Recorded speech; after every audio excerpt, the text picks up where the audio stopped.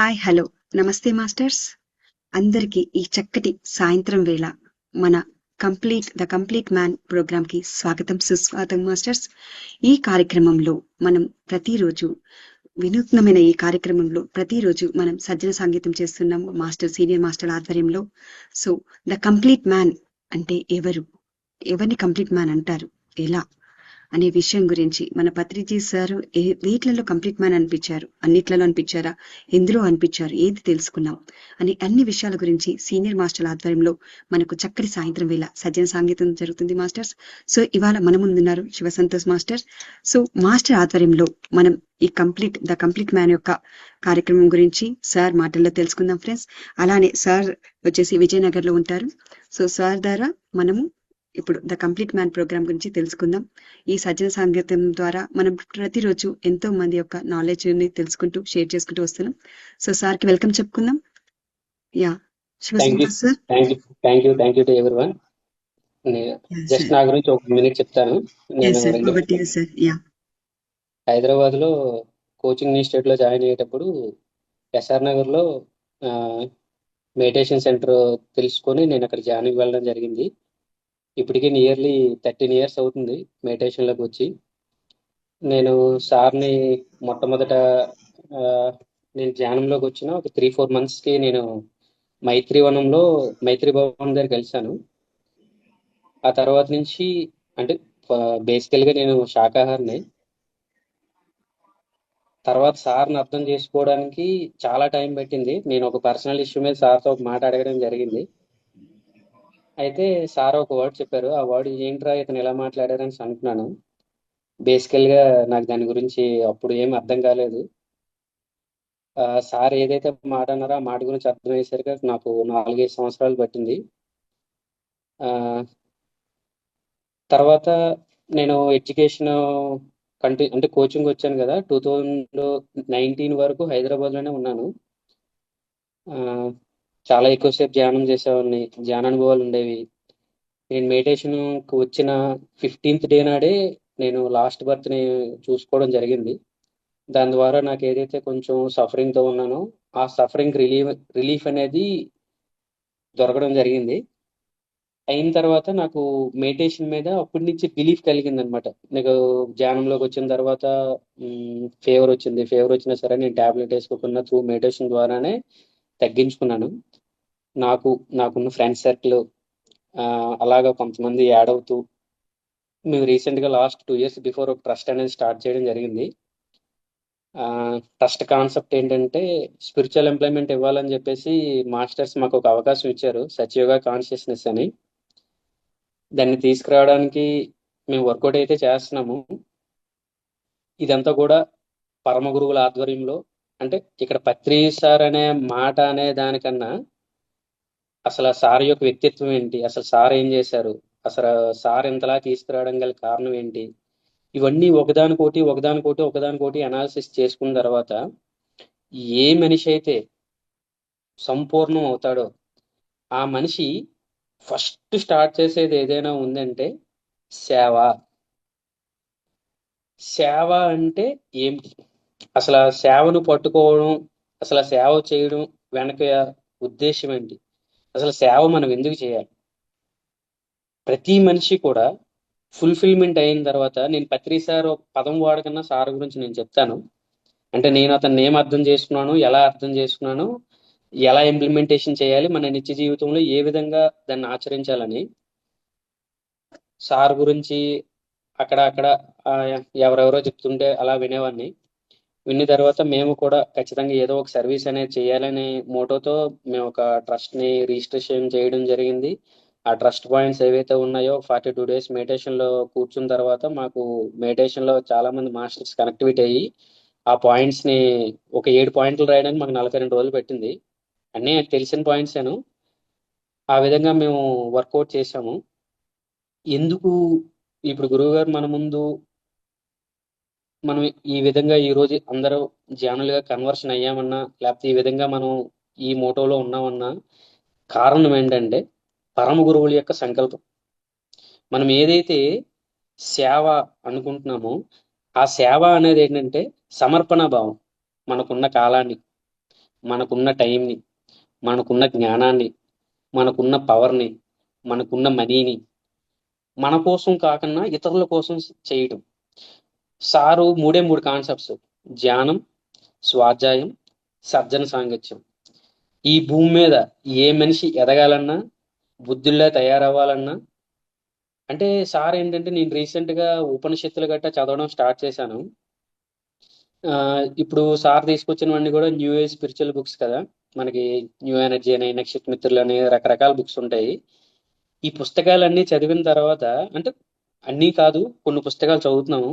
చదివిన తర్వాత దాంట్లో ఏదైతే మనం నేర్చుకుంటామో పాయింట్స్, ఏదైతే ఇది ఇంప్లిమెంటేషన్ చేస్తే బాగుంటుంది అని మనం అనుకుంటామో, మొదటి రోజు నుంచే, మనం ధ్యానంలోకి వచ్చిన మొదటి రోజు నుంచే సార్ మనం ఇవన్నీ కూడా ఆచరించే విధంగా ఒక పిల్లర్స్ లాంటి వేశారు.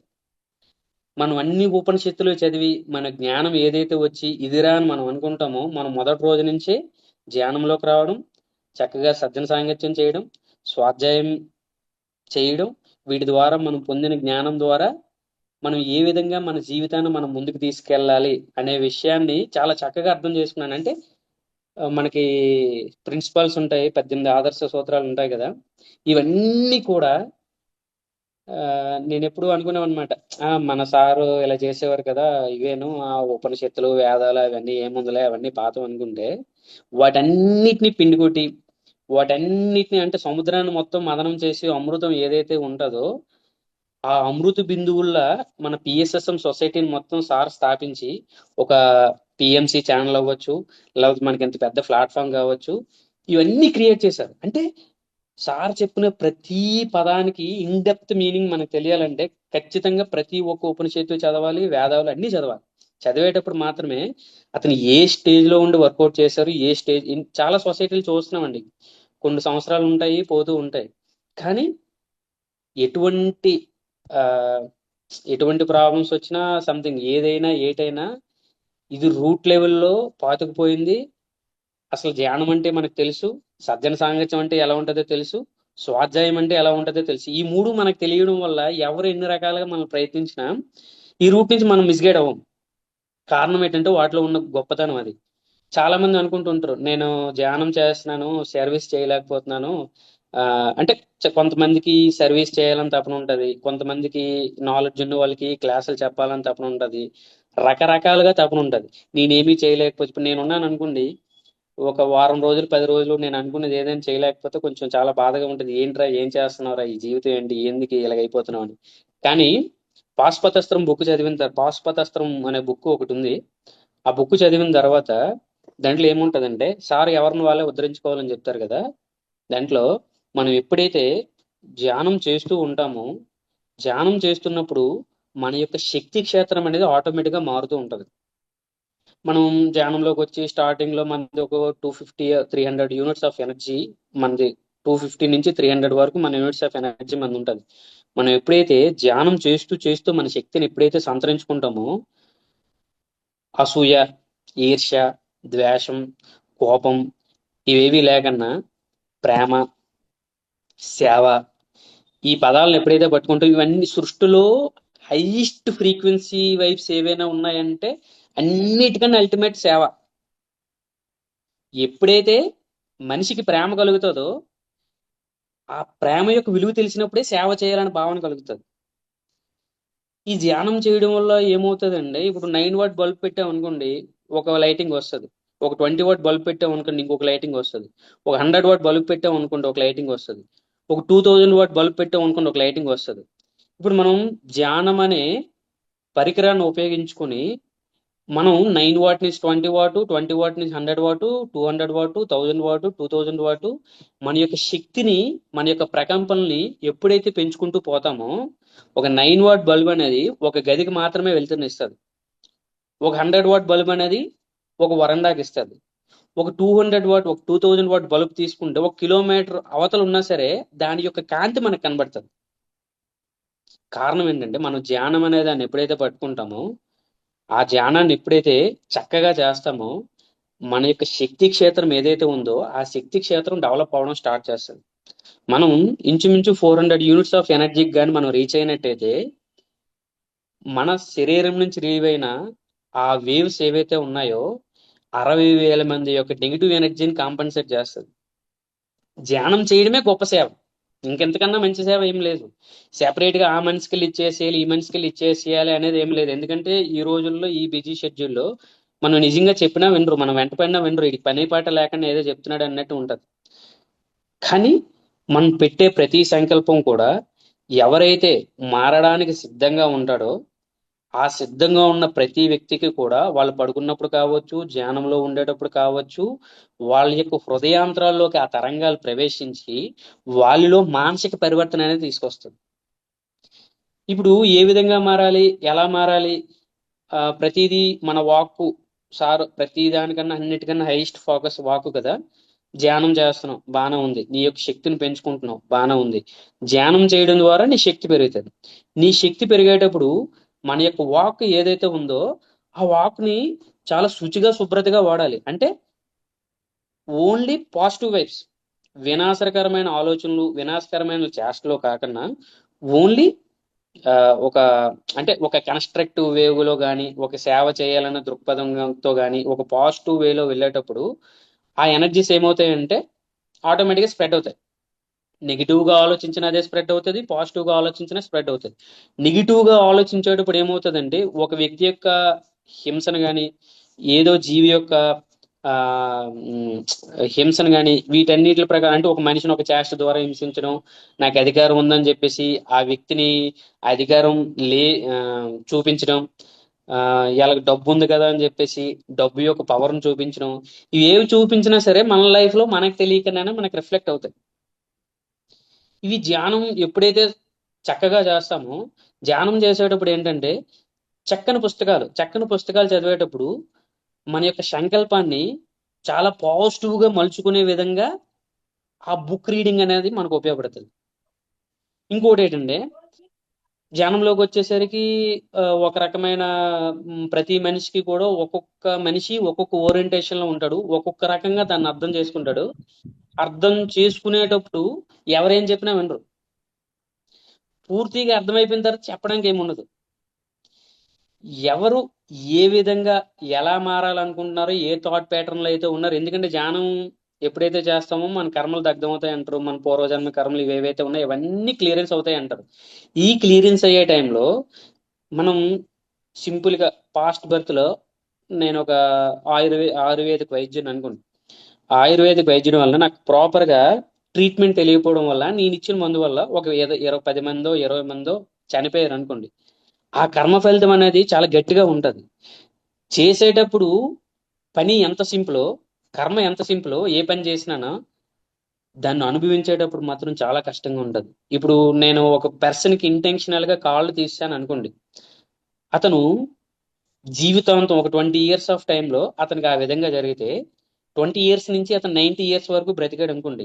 ఈ 70 సంవత్సరాలు కూడా తన కాళ్ళు లేకపోవడం వల్ల ఎటువంటి ఆ ఎటువంటి దాన్ని కోల్పోయాడో, సంథింగ్ తన లైఫ్ ని ఏ విధంగా ఆ అంటే ఒక మ్యానిపులేషన్, ఒక డైవర్షన్ ఉంటది కదా, ఈ విధంగా మారిందో ఆ 70 సంవత్సరాల్లో కూడా గుర్తొచ్చిన ప్రతిసారి రకరకాలుగా నానా రకాలుగా మనమని తెలిసేటప్పుడు వాళ్ళ నుంచి రిలీవ్ అయిన వైబ్స్ ఏవైతే ఉన్నాయో ప్రతిదీ కూడా మన కర్మ రూపంలో ఆటోమేటిక్ యాడ్ అయిపోతుంటాయి.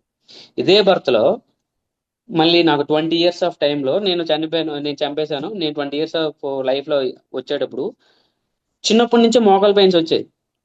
మోకాలు పెయిన్స్ వచ్చినప్పుడు అరే ఎంత ధ్యానం చేసినా తగ్గట్లేదురా, అరే ఏం చేసినా తగ్గట్లేదురా, క్లాసులు వింటున్నాను రా, ఇచ్చేస్తున్నాను, ఎన్ని రకాలుగా ఏం చేసినా సరే తగ్గట్లేదంటే చేసిన కర్మ చిన్నదైనా దాని యొక్క ఎఫెక్ట్ అనేది చాలా గట్టిగా గాఢంగా ఉంటది. ఆ ఎఫెక్ట్ కర్మ తిరిగి ప్రతికర్మగా వచ్చేటప్పుడు నేను ధ్యానం చేస్తున్నాను, నాకు ఈ ప్రాబ్లం ఉంది కానీ తగ్గట్లేదు. ఎందుకు తగ్గట్లేదంటే ఆ కర్మ యొక్క ఫలితం ఏదైతే ఉందో నువ్వు ధ్యానం చేస్తూ ఉండేటప్పుడు, సరైన సంకల్పంతో ఉండేటప్పుడు, సజ్జన సాంగత్యం ఇవన్నీ కూడా ఏంటంటే ఆ యుద్ధం, ఒక మనిషి ఉన్నాడు అనుకోండి, ఒక మనిషి యుద్ధంలోకి వెళ్ళేటప్పుడు కవచాలు, ఆయుధాలు ఏ విధంగా అవసరమో ఈ పుస్తక పఠనమైనా, లేదంటే సత్యం తెలిసిన వాళ్ళతో సాంగత్యం చేయడం వల్ల కలిగే జ్ఞానమైనా, ఇవన్నీ కూడా మనకు చాలా ఇంపార్టెన్స్. వీటి ద్వారా ఏమవుతుందంటే మనం ధ్యానం చేస్తున్నాం కానీ ప్రాబ్లమ్స్ క్లియర్ అవ్వవు. అటువంటప్పుడు మనం బుక్స్ చదవడం వల్ల, సజ్జన సాంగత్యం చేయడం వల్ల మనకి ఏం జరుగుతుందంటే కొంత జ్ఞానం అనేది కలుగుతుంది. ఎప్పుడైతే జ్ఞానం కలిగిందో మన యొక్క ఆలోచనల్ని, మన యొక్క వాక్ని చాలా పెర్ఫెక్ట్ గా యూటిలైజ్ చేయడం జరుగుతుంది. ఇప్పుడు నాకు ధ్యానం గురించి తెలుసు, పుస్తకాలు చదివాను, కానీ నాకు ఒక మోటివేషన్ లేదు. అంటే సచిన్ తెలిసిన వాళ్ళతో నేను మాట్లాడలేదు. కొన్ని రోజులకి ఏమవుతుందంటే మనం ఈ ఫిజికల్ లైఫ్ లో ఉండడం వల్ల ఈ ఫిజికల్, ఈ సంసార, అంటే ఇవన్నీ ఉంటది కదా, ఈ మాయ అనే దాని వల్ల ఏమవుతుందంటే ఆ క్షణం గుర్తుంటది, నెక్స్ట్ మినిట్ మర్చిపోతాం. లేదంటే ఒక 5 నిమిషాలు ఎరుకుంటది, మళ్ళీ ఏదో ఫుల్ బిజీ మూమెంట్ పడింది అనుకోండి, ఆ ఎరుకని మర్చిపోతాం. ఎవరైనా ప్రతి ఒక్కరి లైఫ్ లో కూడా జరిగింది అదే. వాళ్ళు ఏం చెప్తారంటే మాస్టర్స్, ప్రతి నిమిషం, ప్రతి సెకను నువ్వేదైతే చేయాలనుకుంటున్నావో, చెయ్యాలనుకున్న దాన్ని అలా గుర్తు పెట్టుకోమని చెప్తారు. ఎప్పుడైతే దాన్ని గుర్తు పెట్టుకోవడం అనేది మనం చేస్తాం, మనలో మనకి ఎప్పుడైతే ఆ మదనం అనేది జరుగుతూ ఉంటుందో, ఒక 3 సంవత్సరాలు మనం ఏదైనా పనిని చెయ్యాలనుకుంటే అదే పనిగా దాని మీద ధ్యాస పెట్టి మనకు దొరికిన టైం వల్ల దాని మీద ఎప్పుడైతే ఫోకస్ పెట్టడం స్టార్ట్ చేస్తామో, ఏ పనైనా సరే 3 ఇయర్స్ కంటిన్యూస్ గా చేస్తే అది సక్సెస్ అవుతుంది ఉంటుంది. ఇప్పుడు చూడండి, చాలా మంది ఈ రోజుల్లో నాకు తెలిసినంత వరకు లాస్ట్ ఒక 10 ఇయర్స్ 15 ఇయర్స్ బిఫోర్ ఎవరికైనా క్యాన్సర్ వచ్చింది అనుకోండి, ఒకసారి ట్రీట్మెంట్ చేసుకుంటే ఒక 10 ఇయర్స్ 15 ఇయర్స్ రిపిటేషన్ అనేది ఉండేది. ఇప్పుడు అలా లేదు. క్యాన్సర్ ట్రీట్మెంట్కి వెళ్తున్నారు, 1 ఇయర్ అయిపోయిన తర్వాత మళ్ళీ అది రియాటాక్ అవుతుంది, మళ్ళీ ట్రీట్మెంట్ తీసుకుంటున్నారు, మళ్ళీ వాళ్ళ బాడీ తత్వాన్ని బట్టి ఒక 2 ఇయర్స్ 3 ఇయర్స్ ఆ లైఫ్ స్పాన్ అనేది ఉంటుంది. ఎందుకు ఈ విధంగా జరుగుతుందంటే, ఇప్పుడు మా పూర్వీకులు ఉన్నారు అనుకోండి, మన మన మా నాన్నగారు ఉన్నారు అనుకోండి, వాళ్ళకి స్పిరిచువల్ గా అవ్వచ్చు, లేకపోతే ఎథికల్ గా అవ్వచ్చు, ఒక వాక్ పరంగా అవ్వచ్చు, ఒక సంకల్ప పరంగా అవ్వచ్చు, వాళ్ళకు ఒక కొంత జ్ఞానం ఉండేది. ఇప్పుడు మా పేరెంట్స్ ఉన్నారు అనుకోండి, ఆ జ్ఞానం తక్కువ. ఇప్పుడున్న పేరెంట్స్కి ఇంకా తక్కువ. అంటే మన యొక్క లైఫ్ స్టైల్ మారిపోయింది, మన యొక్క ఆలోచన విధానం మారిపోయింది, ప్రతిదాన్ని మూఢనమ్మకంగా కొట్టిపారేసే తత్వం పెరిగింది తప్పించి దాన్ని అర్థం చేసుకుని ఏముందని ఆలోచించే తత్వం అయితే ఎవరికీ లేదు. ఏ మనిషికైతే అసూయ, చిరాకు, కోపం విపరీతంగా ఉంటాయో, చూడండి మనం సైంటిఫికల్ గా కూడా, ధ్యానం అనే మాట వదిలేయండి, సైంటిఫికల్ గా కూడా హ్యాపీగా ఉండేటప్పుడు మన బాడీలో రిలీవ్ అయ్యే హార్మోన్స్ అనేవి చాలా చక్కగా ఉంటాయి, చాలా చక్కగా పనిచేస్తాయని మనం అంటాం. సాడ్ గా ఉండేటప్పుడు మన బాడీలో హార్మోన్స్ అదే విధంగా పనిచేస్తాయి. ఈ ఎర్త్ లో ఎన్ని మూలకాలు అయితే ఉన్నాయో అన్ని మూలకాలు కూడా నీ బాడీలో ఉన్నాయి. కాల్షియం ఉంది, పొటాషియం ఉంది, మనం ఇది ఏంటి 106 టేబుల్ ఉంటుంది, ఎలిమెంట్స్ టేబుల్ ఉంటుంది కదా, ఆ ఎలిమెంట్ లో ఉన్న ప్రతి ఎలిమెంట్ కూడా నీలో ఇమిడి ఉంది. ఇవన్నీ ఎలా అర్థమవుతాయంటే, ఇవి నువ్వు బాగా చిరాకు పడ్డావు అనుకో, చిరాకు పడ్డేటప్పుడు మనకి తెలియకుండానే మనకి తెలియకుండానే ఒక మన ఇంటి పక్కన ఖాళీ ప్లేస్ ఉంది, ఈ రోజు ఒక చెత్త వేసాను, రేపు ఎల్లుండి ఒక సంవత్సరం 6 నెలలు అయ్యేసరికి ఒక లారీ బండిడు చెత్త అయిపోతుంది. అది మనం దాన్ని క్లియర్ చేయం.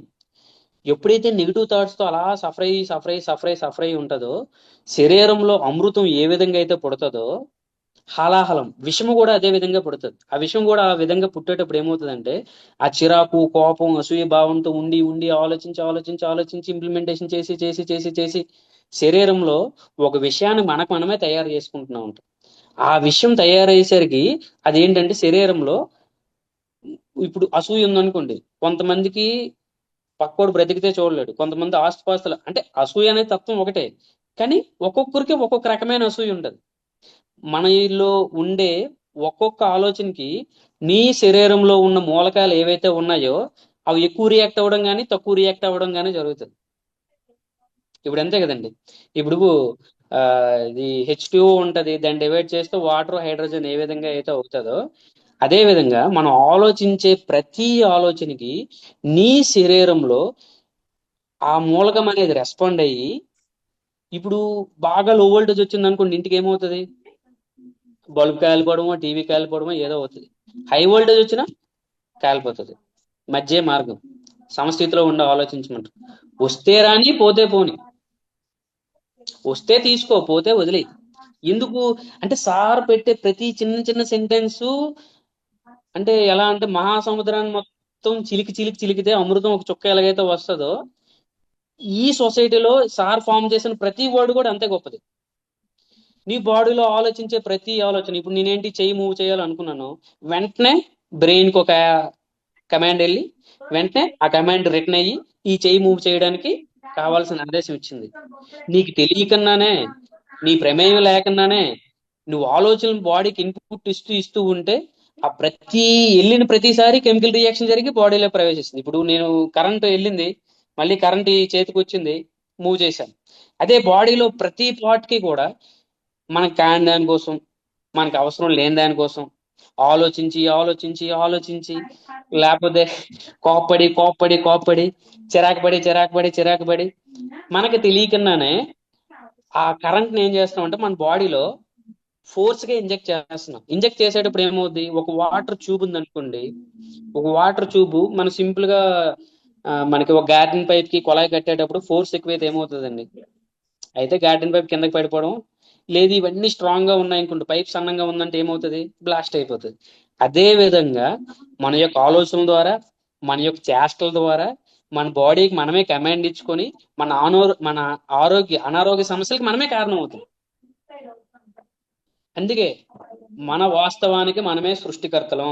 నీకు ఒక అనారోగ్య సమస్య ఉందా, నీకు నువ్వే సృష్టించుకున్నావు.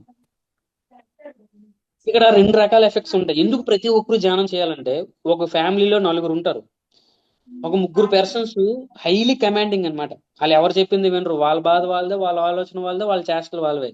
కానీ ఇంట్లో ప్రతిదానికి ఎవరైతే నడవడికగా, ఎవరైతే కొంచెం పాజిటివ్ గా ప్రతిదాన్ని యాక్సెప్ట్ చేస్తూ ఆమె నేచర్ లేకుండా ఉంటారో అతనికి హెల్త్ బాగోదు, మిగతా ముగ్గురికి బాగుంటది. ఎందుకంటే ఈ ముగ్గురు నుంచి రిలీవ్ అయిన కరెంట్స్, ఎలక్ట్రోమాగ్నెటిక్ వేవ్స్ ఏవైతే ఉంటాయో ఆ పర్సన్ మీద ఎఫెక్ట్ అవుతుంది. ఇప్పుడు ఏమవుతుందంటే క్యాన్సర్ అనేది ఇప్పుడు అంటువ్యాధిలా తయారైపోయిందండి. మరువు మహర్షి బుక్ లో ఉంటది, ఇది చెప్పాలనిపించింది చెప్తున్నాను. ఎందుకంటే ఏ పర్సన్ అయితే కంటిన్యూస్ గా ఆలోచించి ఆలోచించి ఆ శక్తి క్షేత్రాన్ని అలా డెవలప్ చేసుకుంటాడో, తన నుంచి రిలీవ్ అయిన ఆ ఎలక్ట్రోమాగ్నెటిక్ ఫీల్డ్ ఏదైతే ఉంటుందో ఆ పక్క వ్యక్తికి ఎఫెక్ట్ అయ్యి తినికి రాకపోయినా తనకి వచ్చేస్తుందంట. అందుకే ఇలా సృష్టించుకోవడానికి కారణం మీరే. అందుకోసం 15 రోజులకో 20 రోజులకో ఒకసారి ప్రేమ అనే వైబ్రేషన్ ని ఒక గ్రూప్ గా కూర్చొని ఒక 10 నిమిషాలు పావు గంట ఆ లవ్ వేవ్స్ అనేవి యూనివర్స్ లోకి రిలీవ్ చేయమని చెప్తున్నారు.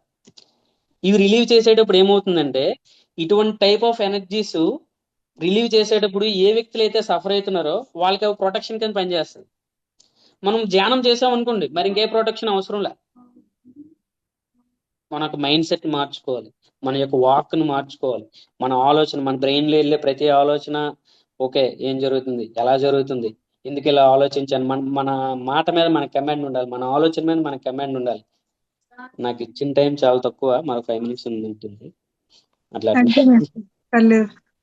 ఆ, ఒక 10 minutes కంటిన్యూ చేయండి. 7:05 ఆ, కి finish చేయొచ్చు. Okay thank you madam. అందుకోసం ప్రతి ఒక్కరూ ఎదుటి వ్యక్తి యొక్క శక్తి క్షేత్రానికి మనం ఎఫెక్ట్ అవ్వకుండా ఉండాలన్నా ఖచ్చితంగా ధ్యానం చేయాలి. ఎదుటి వ్యక్తి యొక్క వాక్కు నిన్ను ఇన్ఫ్లుయెన్స్ చేయకుండా ఉండాలన్నా ధ్యానం చేయాలి. నీ కాళ్ళ మీద నువ్వు నిలబడి నీ ఓన్ వ్యక్తిత్వంతో నువ్వు బయటికి రావాలన్నా నీ యొక్క సంకల్ప శక్తి పెరగాలి. సంకల్ప శక్తి బాగుండి జ్ఞానం ఉంటే ఇంకా అద్భుతంగా ఉంటది. ఇప్పుడు బాణం వేస్తాం, ఉట్టి కటిక పొలతో బాణం వేసేదానికి దాని సూదిగా చెక్కి బాణం వేసేదానికి చాలా తేడా ఉంటది. ఆ జ్ఞానం అనే బాణంతో కొట్టామనుకోండి, రెండూ బాణం వేయడమే. మనకి మిగతా వాళ్ళకి తేడా ఏంటంటే, మన ఆ కొన ఎంత సూదుగా ఉందని చూసి ఆ ఫోర్స్ తో దించుతాం, మిగతా వాళ్ళు బాణం వేస్తారు, మనము బాణం వేస్తాం, మన సక్సెస్ అవుద్ది, వాళ్ళది ఫెయిల్ అవుద్ది. కారణం ఏంటంటే అది ప్రతి ఒక్కరూ కూడా. అందుకే నేను ఏ గుడికి వెళ్ళినా, ఎక్కడికి వెళ్ళినా, లేకపోతే ఏదైనా లోకా సంస్థ సుఖనో భవంతు ఆ పుస్తకం చదివిన తర్వాత లోకంలో అందరూ బాగుండాలి, ఇదే సంకల్పం. మరి నాకు రెండో సంకల్పం లేదు. ధ్యాన జగత్ అంటే సారు ఒక్కొక్క వాడు అసలు ఎంత అంటే అది బియాండ్ అన్నమాట. అతను చేసే ప్రతి చేష్ట, చేసే ప్రతి పని, దాన్ని మనం అర్థం చేసుకోవాలంటే అసలు నిజంగా సార్ గురించి చెప్పాలంటే నాకు ఏం చెప్తాం అతని గురించి. అతని గురించి మనం చెప్పడానికి నిజంగా అర్హత కాదు. ఇంకొకటి ఏంటంటారంటే, పరమ గురువులు ఏం చెప్తారంటే, ఎప్పుడు కూడా పరమ గురువుల పేరు ఎక్కువ తలకూడదంట. ఎందుకంటే ఒక నలుగురు ఉంటారు, దాంట్లో ఇద్దరు యాక్సెప్ట్ చేస్తారు, ఇద్దరు యాక్సెప్ట్ చేయరు. మనం వాళ్ళ గురించి చెప్పేటప్పుడు వాళ్ళు చెడుగా మాట్లాడతారు. చెడుగా మాట్లాడేటప్పుడు నువ్వేదో తెలియజేద్దామని చెప్తావు, సబ్జెక్ట్ చెప్పాలి, పేర్లు చెప్పకూడదు. వాళ్ళు ఏం చేస్తారు, వాళ్ళు నిందిస్తారు. దీనివల్ల మనకి పరమ గురువులకి ఇబ్బంది కాదు, పరమ గురువులు నిందించి వాడి కర్మ మోసుకెళ్ళిపోతున్నాడు. అందుకోసమని మనం పరమ గురువుల పేర్లు ఎక్కువ ఎత్తకూడదు. నాకు పత్రి సార్ పేరు మాట్లాడాలంటే నాకు భయం. బేసికల్ గా నాకు చాలా భయం ఉండేదండి. ఒకటి ఏంటంటే, అమ్మో మన సార్ దగ్గరికి వెళ్ళిపోతే మన గజ్జంలో అన్ని తెలిసిపోతాయేమో, మళ్ళీ తెలిసిపోతే ఏ జన్మ ఎక్కడ చూసి ఏటంటారు, ఈ రకమైన భయం ఉండేది. కానీ ఒక గురువు ఎప్పుడు ఏంటంటే ఆత్మ యొక్క స్థితి చూస్తాడు. నువ్వేం చేసావు, ఎలా ఉన్నావు, నీ పర్మిషన్ లేకన్నా మన యొక్క గజ్జన్మలను వాళ్ళు స్కాన్ చేయరంట. వాళ్ళకి అంత నెస్సిటీ ఉండదు. నీతో సృష్టి కార్యక్రమం స్వకార్యక్రమం రెండో అవుతుంది అనుకుంటే, అప్పుడు మనం ఏ స్టేజ్ లో ఉన్నాం, ఎలా ఉన్నాం, మనం చేయగలమా లేదా, లేదంటే వీరికి ఏ విధమైన సహాయం అందిస్తే వీళ్ళు చేస్తారని ఆ శక్తి స్థాయిని అంచనా వేస్తారు తప్పించి, నేను అలా అనుకొచ్చాను, మొన్న వీళ్ళు ఏంటి అనేసాను, వీళ్ళు ఏం చేశాను, మొన్న నల్లప్పుడు ఆ పని చేశాను, గురువు గారి దగ్గరికి వెళ్తే ఏమనుకుంటారు ఏటనుకుంటారు అంటే వాళ్ళు అవి పట్టించుకోరు. ఒకవేళ నిజంగా ఒక పరమ గురువులు మనతో కమ్యూనికేట్ అయ్యి ఏదో ఒక వర్క్ చేయించుకోవాలనుకున్నా, వాళ్ళు ఎప్పుడైతే స్టార్ట్ చేస్తారో మనకు రకరకాల సమస్యలు అనేవి ఎదురవ్వడం స్టార్ట్ అవుతాయి. ఎదురయ్యేటప్పుడు మనం ఏంటి కోరుకుంటాం, ఈ సమస్య నుంచి బయటపెడితే ఆ పని చేద్దాం అని అనుకుంటాం. కానీ ఎప్పుడు మనం ఎక్కువ సమస్యలతో సతమతం అవుతామో అప్పుడే ఎక్కువ సేవ చేయాలి. మనం ఏం చేస్తే అదే తిరిగి రిఫ్లెక్ట్ అయ్యి వస్తుంది. మనం ఏం చేస్తే అదే మనకి తిరిగి రిఫ్లెక్ట్ అయ్యి వస్తుంది. కష్ట సమయంలో కూడా, ధ్యానం మీద నమ్మకం కోల్పోయినప్పుడు కూడా, నీ సహాయం కోసం ఎవడైతే వచ్చాడో ఖచ్చితంగా సహాయం చేసిన వ్యక్తికి నీ యొక్క జ్ఞానాన్ని, నీ యొక్క స్థితిని, నువ్వు ఏది చేయగలిగితే అది ఖచ్చితంగా చేయాలి. అదే మనకి శ్రీరామ రక్ష. ఎంత వరస్ట్ అంటే నాకు ఎలాగంటే ఇంకెంతవరకు ఉంది, ఆడెవడో ధ్యానం నేర్పమని వచ్చాడు అనుకోండి, నాకు ఈ ధ్యానం అనేది తెలుసు, జ్ఞానం అనేది తెలుసు, కానీ నేను మునిగిపోతున్నాను, నన్ను ఎవడు కాపాడట్లేదు, నన్ను నేను కాపాడుకోలేకపోతున్నాను. ధ్యానం మీద కోపం వస్తుంది, మొత్తం జ్ఞానం మీద కోపం వస్తుంది, మనకి చెప్పిన వాళ్ళందరి మీద కోపం వస్తుంది. కానీ వాటన్నిటినీ పక్కన పెట్టి ఈ స్టేజ్ వచ్చినంత వరకు నువ్వు ఎప్పుడైతే వాడికి చెప్పడం స్టార్ట్ చేస్తావో, లేకపోతే నువ్వు ఎప్పుడైతే వాడికి సర్వీస్ చేయడం స్టార్ట్ చేస్తావో, ఇదంతా మాయ తొలగిపోయినట్టు ఒకేసారి తొలగిపోతుంది. ఎంత పీక్ స్టేజ్ లో ఎన్ని ప్రాబ్లమ్స్ ఎక్కువ సఫర్ చేస్తే అంత ఎక్కువ సర్వీస్ చేయడం నేర్చుకోవాలి. నువ్వు ఇది ఎప్పుడైతే స్టార్ట్ చేస్తావు వెనకతల నుంచి పూర్తిగా ఆటోమేటిక్ గా పోతూ ఉంటుంది. సేవ యొక్క గొప్పతనం అదే. నాకు సేవ గురించి చెప్పండి, ఇంచుమించు నేను 2-3 గంటలు నాన్ స్టాప్ గా చెప్పగలను, ఎందుకంటే నేను పర్సనల్ గా బాగా ఎక్స్పీరియన్స్ అయ్యాను. పరమ గురువుల సాంగత్యంలో ఉండాలన్నా, వాళ్ళ దృష్టిలో మనం పడాలన్నా నిష్కాణ కర్మ ఇవి ఖచ్చితంగా చేయాల్సిందే.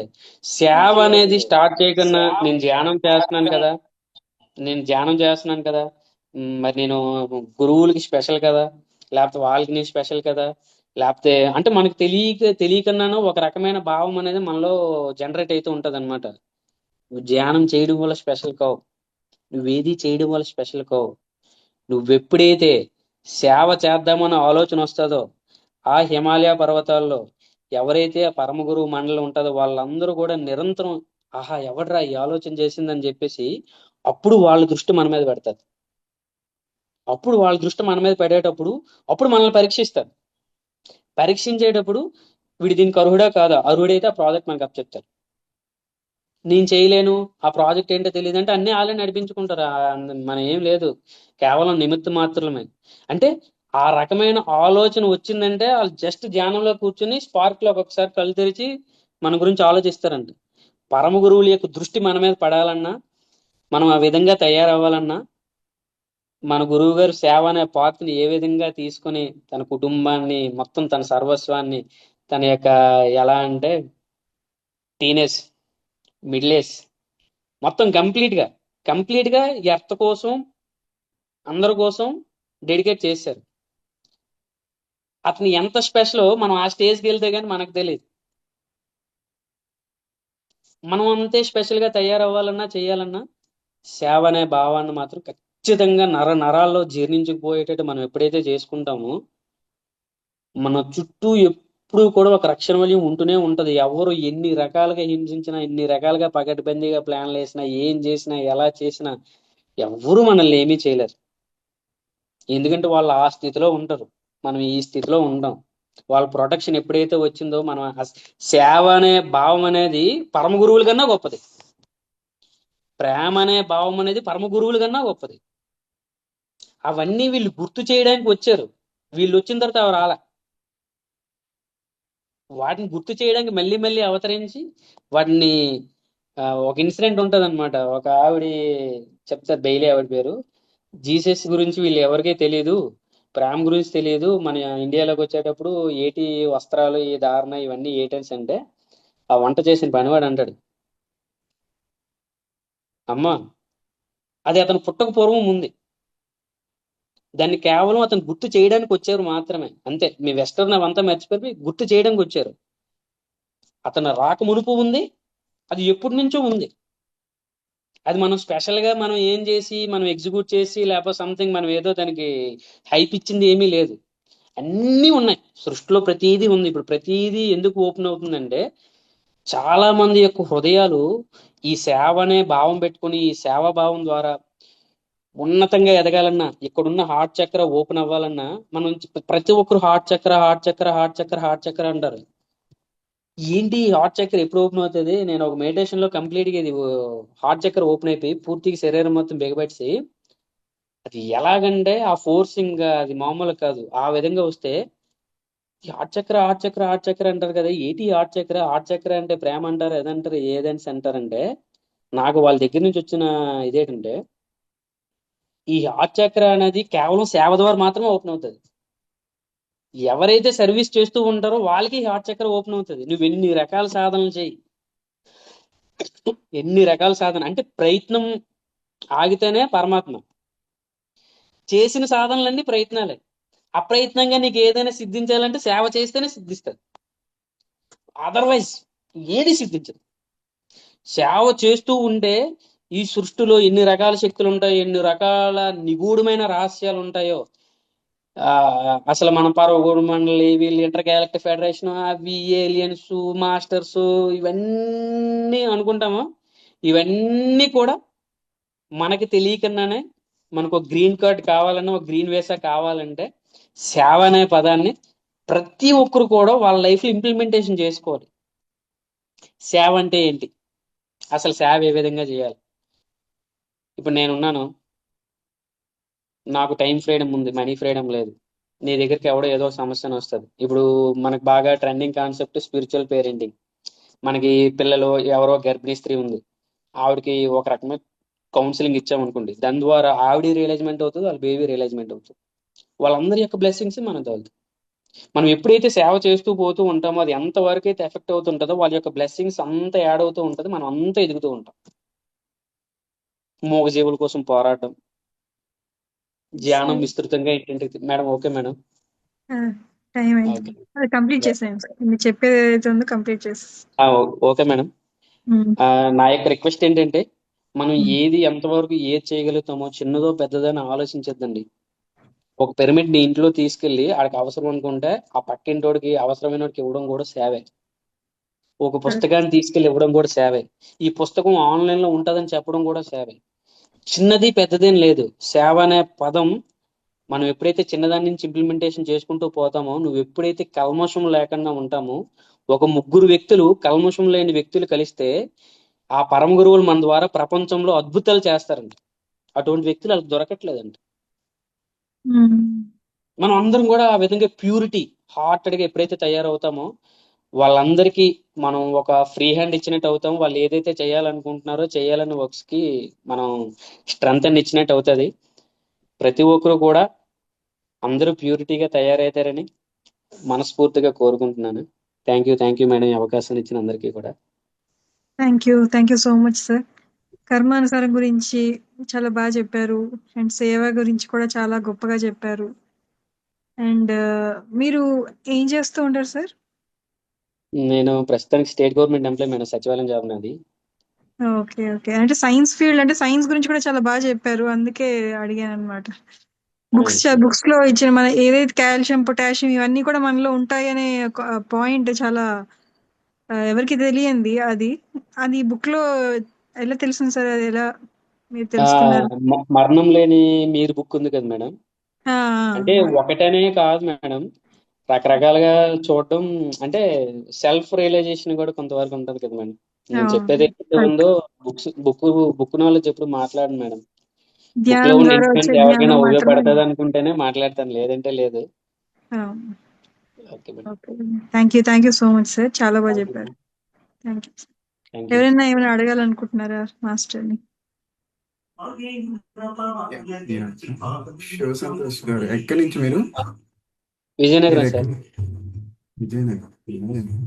సూపర్ అండి, మీరు చెప్తుంటే అసలు we are in to that vibration. చాలా బాగా చెప్పారు. క్లాసులు చెప్పడం అంటే భయం సార్. లేదు, నాకు చెప్పినంత వరకు అంటే మాట ఆడక ముందు ఒకలాగా ఉంటది, ఏం మాట్లాడుతాను ఏం చేస్తాను అనేది మాట్లాడినానే చెప్తాను. ఈ మాటలో తెలుస్తుంది హార్ట్ చక్ర అంటే ఏంటి అనేది, అది తెలిసిపోతున్నాను. ఒకసారి ఓపెన్ అయిందంటే ఇంకా ఇంకా ఆ మార్గంలోనే ఉండిపోవచ్చు ఈజీగా. చాలా one and only thing sir, సేవ అనే పదాన్ని పట్టుకోకుండా ఏ చక్రాన్ని యాక్టివేషన్ చేసుకున్నా అది వినాశనమే తప్పించి మరి నా అర్థం లేదు సార్. Yes, ma'am. ప్రశ్న అడుగుతాను. మీ దృష్టిలో thank you sir, thank you.